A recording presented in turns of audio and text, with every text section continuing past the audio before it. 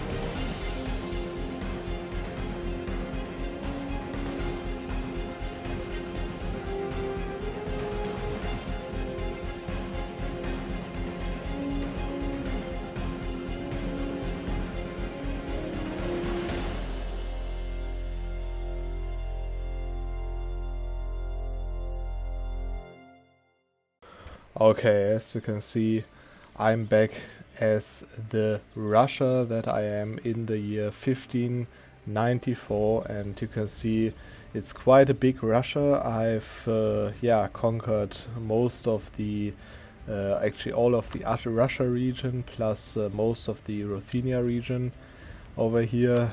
Quite clean borders over here, and a nice line of forts over here.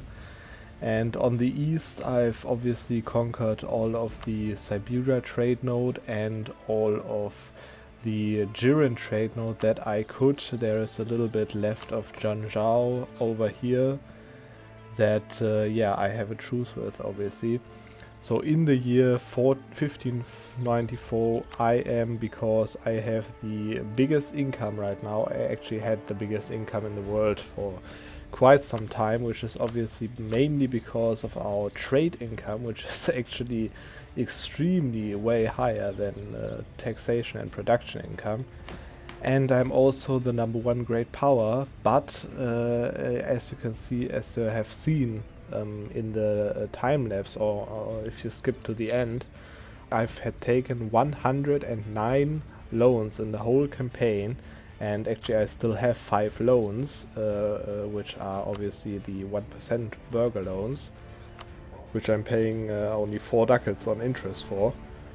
And even though I took 109 loans, I'm right now left with 5 loans that cost me basically nothing, and this huge empire and this huge trade income of 125, which is actually a lot for Russia, especially in this region.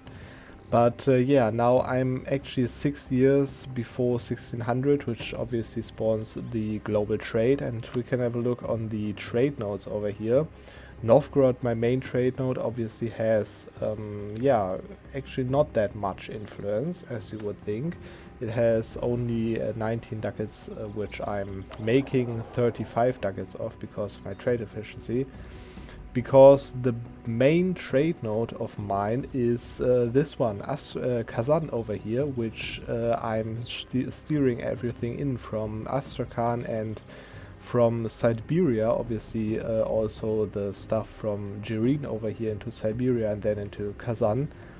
And Kazan has 43.7, and I'm earning 83 ducats off of this trade node, and as you can see, nothing leaves that trade node. And if you know more about how this works, it's basically because I conquered the whole following trade node, and I own actually every province, and that makes the AI not to put any merchants in here because they technically don't have any trade power.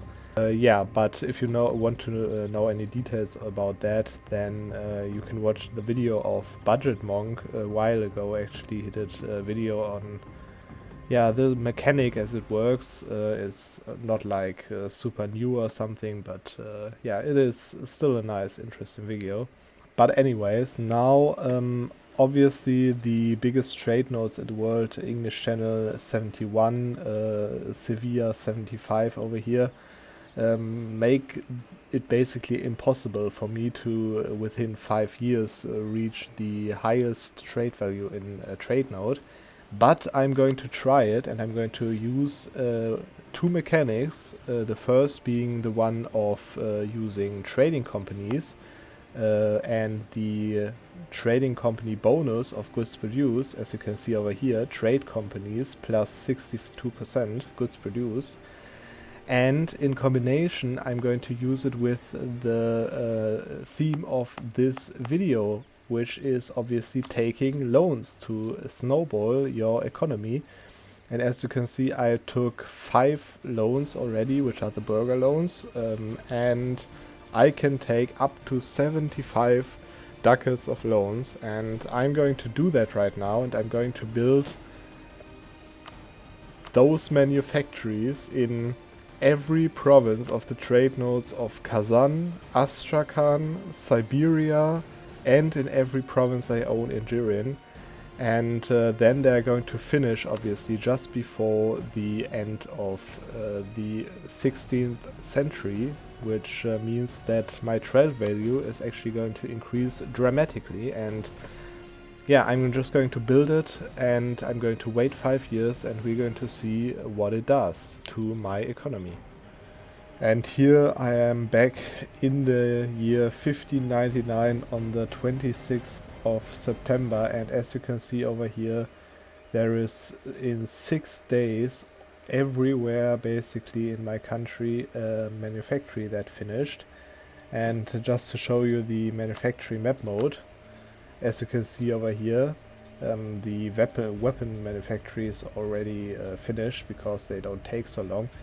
Everywhere, almost everywhere, those finish coring, those are converted and stuff, but almost everywhere in the trade network of Kazan, Astrakhan, Siberia and Jirin, I built one of the manufactories, and this took me 70,000 ducats, which is 73 loans that I have right now, and I'm paying 200 ducats of interest. But you'll notice that my trade income already bumped up by 40 ducats or something, or 20 ducats I think, just because the weapon manufactory is finished. And yeah, you have to keep in mind that those manufactories give one local goods produced, and for example in this province over here it has fur, so quite nice trade good, 3.5. Almost everything is fur over here. And this province has a goods produced of 0.48 right now, so it has almost 0.5, let's just say 0.5 goods produced.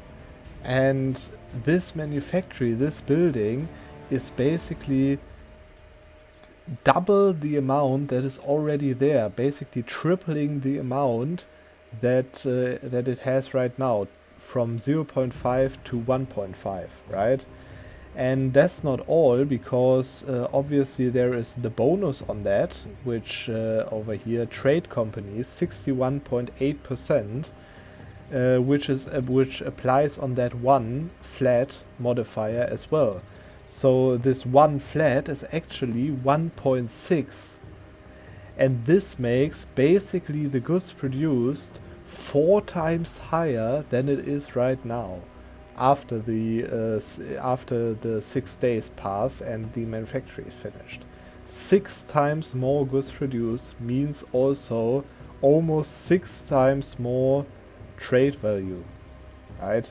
And actually basically everything of that trade value is going to go into Kazan, which is already on 45 ducats, comparing to the 74 and 77 ducats in the English channel. So I'm going to let this run now, and we'll see where it ends up. Obviously, first of all, the production income is going to bump up as soon as they finish, so in one day, from 56 to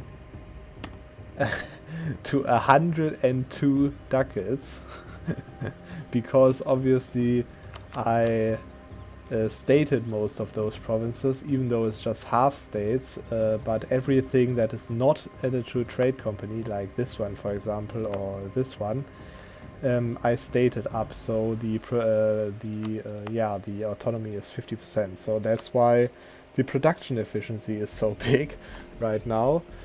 And yeah, actually I got 50 ducats from production already, and now let's see what the trade does, because I think it's going to be mind-blowing much. There we go, we have it over there. It bumped from 160 ducats of trade income, it bumped up to 300 ducats of trade income, which means that I basically almost doubled my trade income, and in total with the 50 more that I got from production, I actually more than doubled my income, which was before on 200 to 440 income. And even though I'm paying 200 ducats on interest, if I turn on my armies, I'm making double the amount of money that I made before, and this is why taking loans is so overpowered if you do it right and if you know how to spend the money that you take from loans. And let's just see what the trade value in Kazan is, and let's pass, yeah, there we go, 117, and let's just pass 2 more months and see where global trade is going to spawn right now. Okay, I noticed that I cannot spawn a global trade in a trade node that doesn't have a center of trade level 2 or level 3, which Kazan doesn't have, because yeah, obviously I have 100% anyways. But yeah, I'm going to just do that, and actually I'm going to repay the 1% loans as well, because this is going to increase my trade efficiency. And yeah, then I'm going to let a month pass and see if I can spawn global trade now. And finally, there it is, 5 years late after I moved my main trade node to Kazan. I actually spawned global trade in Nizhny Novgorod over here, as you can see, and in the Kazan trade node with 106 ducats, which yeah, actually Lithuania is steering some of that because I moved my main trade node. But yeah, whatever, even though I'm actually going to move my main trade node back right now, I just want to spawn that. But yeah, whatever, the global trade spawned in Russia, and it's a super rich Russia. As you can see, I'm earning 520 total income per month, which is obviously mostly because of trade, and actually a lot of it is also because of production. And the real winner in this campaign was actually this button over here, take loans, which I still have 62,000 of, but it doesn't matter because, as you can see, I have now a loan cap of 150 of the same size that I have already. So I'm not even close to go bankrupt or something like that. I built up my economy, and even though I'm paying 180 on interest, I'm having a huge balance on of 150 ducats, and I can repay my loans off quickly within the next 30 to 40 years. And then I'm just a super powerful, super rich Russia, and that is actually pretty rare, because Russia in this campaign normally has always problems with money, which I don't have, and I didn't go bankrupt, I didn't ruin my country. I just took out loans and I spent the money wisely enough. And that is the end of the campaign. I hope you enjoyed, and I hope yeah, I inspired you to take maybe a few more loans in your campaigns than you would otherwise. And yeah, I hope to see you in the next video.